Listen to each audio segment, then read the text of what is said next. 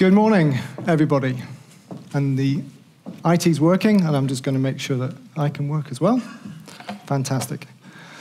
So on behalf of the OGA, thank you very much for the invite. It's an absolute pleasure to be here today.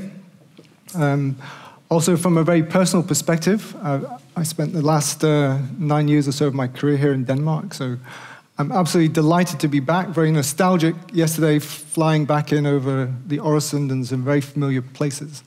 Fantastic country, wonderful people. Very glad to be here. What I'm not going to do, actually, I'm not going to give any of this talk in Danish, so you'll be very pleased about that, I can guarantee you. And what I will try to do is try to give you some inspiration about what the Oil and Gas Authority are doing in the UK around maximizing economic recovery.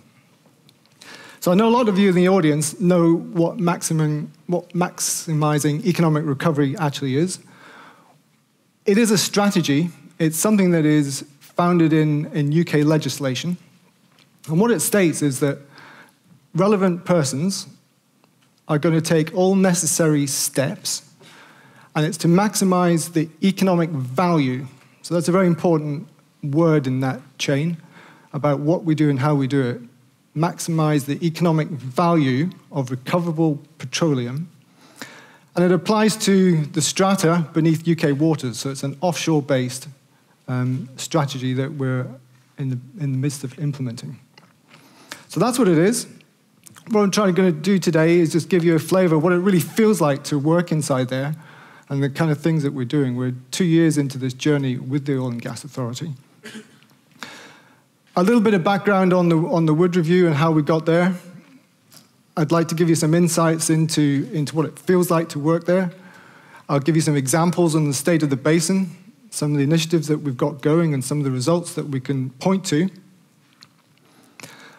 We still have a lot to do, something about that. And then a few reflections, which are my sort of personal reflections on how Denmark and the UK kind of stack up against each other. So that's what we'll talk about. So kind of go backwards a little bit, if you like, to something where in 2013 here, the then Energy Minister was looking at a plummeting total hydrocarbon, a plummeting oil and gas production efficiencies at their lowest levels for many, many years. And juxtaposed against that, a background of mammoth 14 billion the year before was actually invested in the UK. So been a lot of investment, production levels and efficiency plummeting. So why was that important for the UK and the Energy Minister at the time? So you need to understand that in the UK, about 75% of our energy demand is made up of oil and gas. And about 60% of that is made up from indigenous resources. So we're producing 1.7 million barrels oil equivalent per day still. And the forecast is, out to 2035, that a significant portion of that demand is still going to be met from oil and gas, about 60%.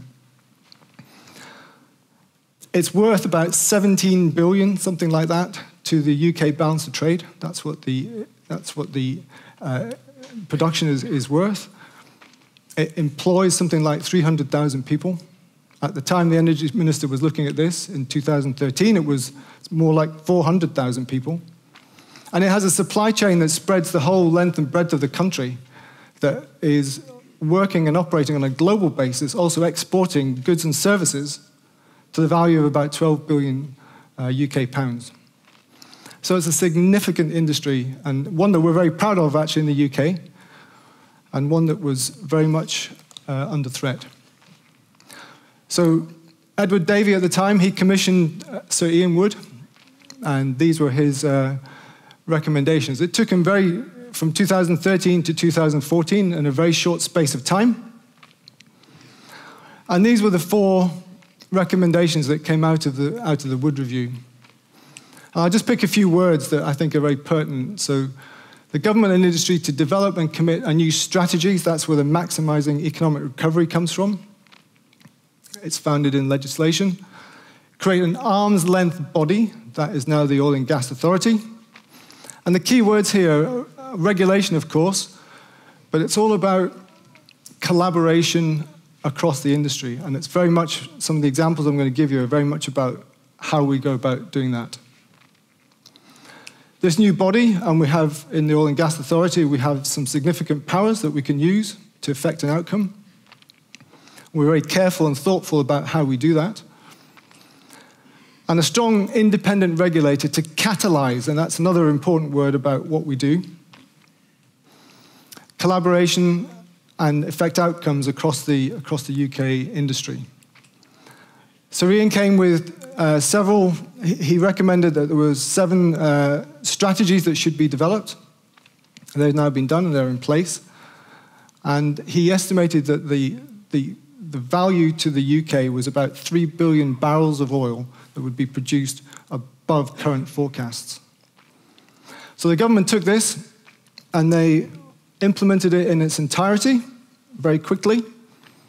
And in 2015, the Oil and Gas Authority became an entity sitting inside the then Department of Energy and Climate Change. So very fast into action. And actually in the last year or so, it's been October 16, it's been a standalone government company. So the arm's length is there. And what that's allowed us to do is to attract a lot of industry people into the Oil and Gas Authority that's really helped catalyze many of the opportunities that we have today. Central to what we do is the MER. Of course, we're there to regulate. What's that about? That's about licenses. It's about issuing them. It's about approving and consenting to things like field development plans, wells. Influence and promote. Inside the OGA, it feels like that's what we really are all about. What we try to do is bring forward opportunities. We try to make companies and industry aware of opportunities. We try to create interest in them by doing some analysis ourselves and bringing forward some suggestions. And we try to facilitate an outcome that's very action-oriented. So in that influence and promote is a huge part of what we do, particularly in the Operations Directorate. We have powers. It's interesting to see what they are. So we have sanctions and we can use fines. I don't think we've actually done that yet. We're able to intervene in disputes. So for example, there's been I think, and it's on the website, you can find some of these examples in the public domain, where access to infrastructure has been a problem. People have tried to, there's been a cost share versus a tariff kind of dispute going on, and the OGA has been able to intervene in that and effect a resolution and an outcome. Meetings, we have a statutory notice going out in the next few weeks that lays out to the industry which meetings, so TCMs, OCMs, joint venture, infrastructure type meetings, where the OGA would like to be present in order to understand the issues and the behaviors and try to understand what it takes to affect any resolutions. So it's very much a balance of kind of carrot and stick. We're very much on the carrot, and mostly through collaboration and partnership, really, with industry. In action, so in the directorate, there's a board of directors in this company. It's set up with Sir Patrick Brown, who's the chairman. We have a chief executive, Andy Samuel, and a leadership team under that sits with 5 directorates. So I'm in the operations directorate. In total, we're 170 people. In operations, it's about 60, 65 people. Many of those, probably 2/3, recruited in the last year or so, year and a half, most of them coming out of industry. What we do, we partner, and we're very performance-driven. We like to do that internally, and we like to hold the mirror up to industry in terms of what their performance looks like. And these are some of the success stories that we've tried to put some value on. So we call these tripartite barrels. It's collaboration between industry, between the OGA, between the government. And it can be everything from field development plan approvals all the way through to Joe Anfield, for example, where pipeline works authorization was under threat. So what do? We intervene. We accelerate the authorization process through other regulators also. And we effect an outcome that kind of protects and prevents cost overrun and prevents the deferral of barrels. The strategies, again, I think it's another really good example of industry collaboration with the regulator. So we have written these strategies. They set out what you have to do, all the way from exploration, technology, decommissioning, and quite a few things in between. They're jointly run, so there's an asset stewardship board that looks after these. For example, the managing director of Nexen is one of the leaders, the co-chairs of one of these boards that look after the strategies. So very much an industry participation. We issue guidance. You can see this also on our website. This is more about how to do it and the expectations that we expect to see from industry. One thing that's really important and underpins almost everything we do is data. We have an annual stewardship survey, so the operators are required to complete this. We collect data and information on 10 different dimensions, everything from production to decommissioning, from cost to barrels. What we do in the OGA, we take that information, we play it back, we hold the mirror up to industry. We do recovery factor benchmarking, we do cost analysis, cost benchmarking, we do production efficiency benchmarking. And you can go and look at some of these things that are on the website, and we play it back. How do we do that? These tiered reviews are really quite a unique feature of our interaction with industry. So the key operators, and we'll go through about 25 of these with operators this year. The leadership team in the UK from industry come into the Oil and Gas Authority offices. We sit together, we go through a performance pack, and we try and understand where the headaches are, where collaboration is needed, and we basically try to effect a collaborative outcome. I'm sure I think some of you here have even been to those, and underneath that, we have the tiered reviews, Tier 2 and Tier 3, where our area teams are very interactive with the operators themselves, with industry themselves. So looking at the data, taking forward ideas, suggestions, and trying to understand the background. So it's a very, very active environment with industry, and particularly from the Operations Directorate. So a little bit of a journey through where we are today. In 2014, nobody really predicted, of course, at the time of the Wood Review, that the oil price was about to plummet. That was a surprise. It did. Fortunately, we were in a good place in order to respond. But you can see that the metrics in terms of exploration appraisal wells was pretty low. Production sitting at 1.4 million barrels a day. Production efficiency, for those of you who are into that sort of thing, top quartile is in the top 90s. So a long way away from being where we would like to see the industry in general. $30 operating costs, far too high and not sustainable. The good thing is there was a response, and particularly the Treasury driving investment was a vehicle from the government, so the government responding, to look at the fiscal environment and what could be done as additional levers to promote investment. So what did that look like in 2015? E&A wells were still coming down, so very difficult to get people to drill exploration wells in particular. More worryingly, in my opinion at least, is the number of appraisal wells was really coming down faster.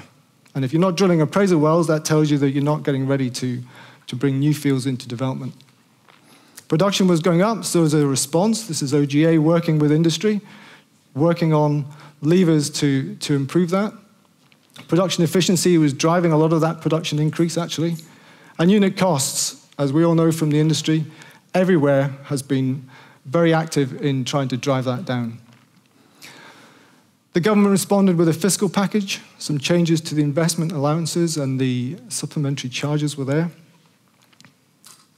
the government also paid for £20 million worth of seismic. So how did that work? The OGA commissions the seismic. They do it on reflection with industry. So industry, where would you like us to shoot this seismic? We shoot 20,000 kilometers in this particular case of line seismic 2D broadband across some mature areas, and that is actually going to be available and it is available now in the 30th round. And then 2016, again, more government incentives. The petroleum revenue tax, which was a tax associated with pre-93 fields, was completely reduced. It was taken away. More money for seismic. Another 20-odd thousand kilometers of seismic was shot. Again, industry consultation, this time in more frontier areas in the southwest of Britain, and the Rockall was shot at this particular time. Oil and Gas Technology Centre was funded largely through the government, and that's sitting there now, helping and working very closely with the OGA, in fact, and industry, to drive forward solutions and technologies that are actually openers for many of the opportunities that we see today. So where are we in 17? We've just heard a great story on the kind of oil price and forecast. I'm not going to go anywhere near forecasting what the oil price should look like. What I do see is that we are still drilling a huge number of, not a huge number, but a large number of development wells, infill type of approach. Our exploration wells this year, appraisal wells, is going to be in the order of about 25, I think, by the time we reach year end. Production is being sustained. Production efficiency is still coming up, and our unit costs, I think, in 17 are going to be around about the $15 per barrel mark. Quite a journey, and I think the OGA's had a really quite inspirational part to play in that. Much still needs to be done. I draw your attention to the part in the middle. Production, of course, is coming out of an inventory of reserves. The resources, we like to talk in the OGA of somewhere about 10 to 20 billion barrels of recoverable resources left.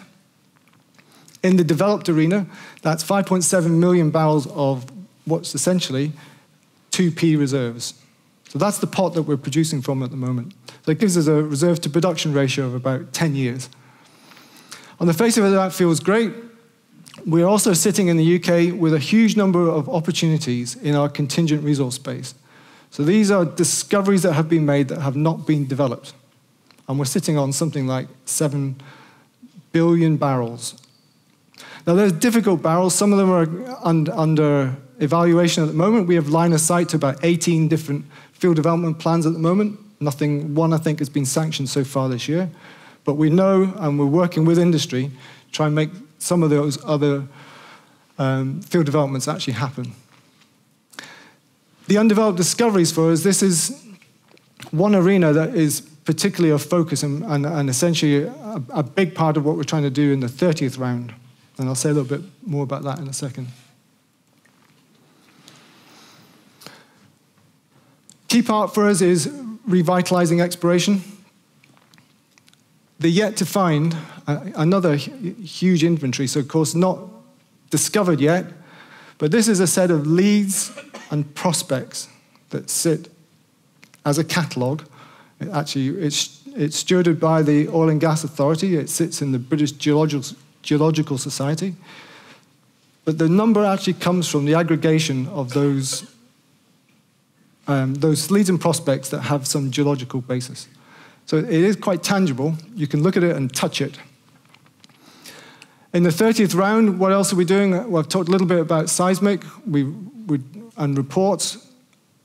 A new license vehicle will be available in the 30th round. We have something that's going to be called an Innovate license. And it is essentially designed to bring in more entrants. It's designed to be more flexible. It costs less. It has more of a stage gate, a part A, B, C, more of a stage gate kind of process to it to make earlier decisions. So that's a key aspect of the 30th round. Of the wells that we did drill in 2016, there's the metrics, $2 per barrel. It's actually some great finding costs. Unfortunately, there's not a Johan Sverdrup in there anywhere, which would be really quite nice. A little plug for the 30th round. Applications are still open, by the way, so until the 20th of November, 21st November. How we like to look at this, it's a huge 800 blocks or so that are being offered up at the moment. A lot of it in some mature areas. Some of those blocks have not been available for many, many years. The actual area open to license at the moment is something about 6 times the size of Wales. So a huge area open for exploration. One of the things I'd like to touch on is the role that we have in creating that interest and awareness into industry. We've taken those 350 undeveloped discoveries and we've created technical montages for each of them. So map, line, log, dynamic, static data, well test data where it's there, fluid properties, all the data that we have for those discoveries we've packaged together and made available for companies. And it's been a huge response actually from industry. In line with some of the investment allowance, on cluster allowances, again, what we've done is taken those undeveloped discoveries and said, you know what? If you take 64 of them, put them together, the average size is about 8 million barrels. That's interesting. But dear industry, what do you think if we take 18 clusters and we put them together in a geographical way and the average materiality becomes a little bit more significant? Are you still interested? What can you do to try and open those up? Technology, we have a technology arena working very closely with Oil and Gas Technology Center. Again, the focus here is on technology that would open up the opportunities that we have, particularly around the undeveloped discoveries.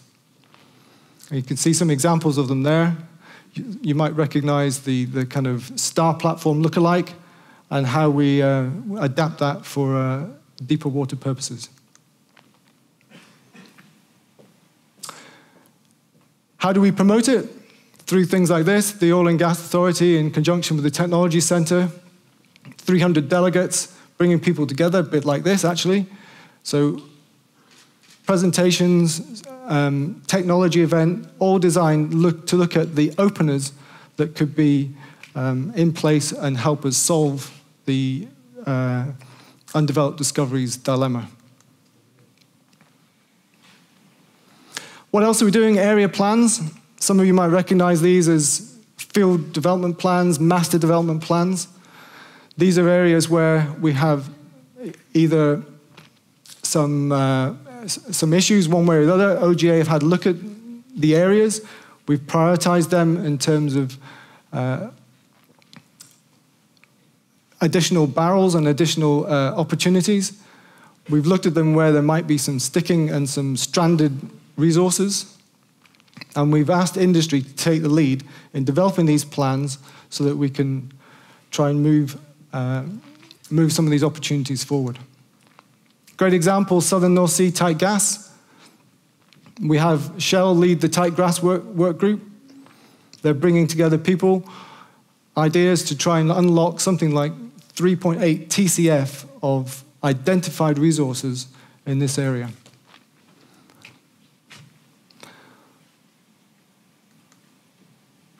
I think lastly, I'll just talk about some of the complexity in the UK surrounding the commercial outlook. We have something like, I don't know, about 80, 90 operators, hundreds of companies that are working in the UK environment. It gets quite complex in terms of ownership, joint ventures, infrastructure access. And we have the powers. How do we use them? Facilitation, enhanced facilitation, formal intervention. We haven't actually had to use the OGA powers yet, but what we've been focusing on is these kind of areas and trying to stimulate and catalyze how we go about letting people access and getting people access to infrastructure. Decommissioning, I'll just very, very, very briefly. Why is this important to us? We have a cost estimate that is something like 60 billion pounds of decommissioning for the rest of the UK. It's a bit of a growth part of the UK industry. The taxpayer has to foot a large portion of that bill, so it's important to government. It's important to industry not to have to spend, and have the liability. So OGA, partnering with government, partnering with industry, trying to move things forward. This is a great example of the Veolia consortium set up a disposal unit in the Shetland Islands, deep water. The Buchan Alpha is there just now being decommissioned. And the OGA playing a big part in not only the cessation of production decisions, but also helping the consortium bid on the competitive tender. Lastly, I'm being hurried along here, I think. Sorry, Nina. A little bit of reflection on our relative areas. On the left, I think there's much that we have in common with Denmark. The industry has in common with each other. The scale of things in UK Denmark is quite different in terms of production levels. I think in terms of depleting our reserve base, we have the same challenges of bringing through new production. It's much more complex. I think there's four, maybe something like that, 5 operators in Denmark that actually are operating. It's 80-something in the UK. Significant amount of people. We're set up in the same sort of way. Oil and Gas Authority, the Danish Energy Agency. The Centre for Oil and Gas Technology in the DTU, also Oil and Gas Technology Centre UK. There's many, many similarities about what we're trying to do, and I think plenty of room for collaboration across. I picked the North Sea tight gas example because, of course, it's just across the border, and wouldn't it be empowering if some of those technologies and ways of working were transferable? With that, I'll close. Thank you.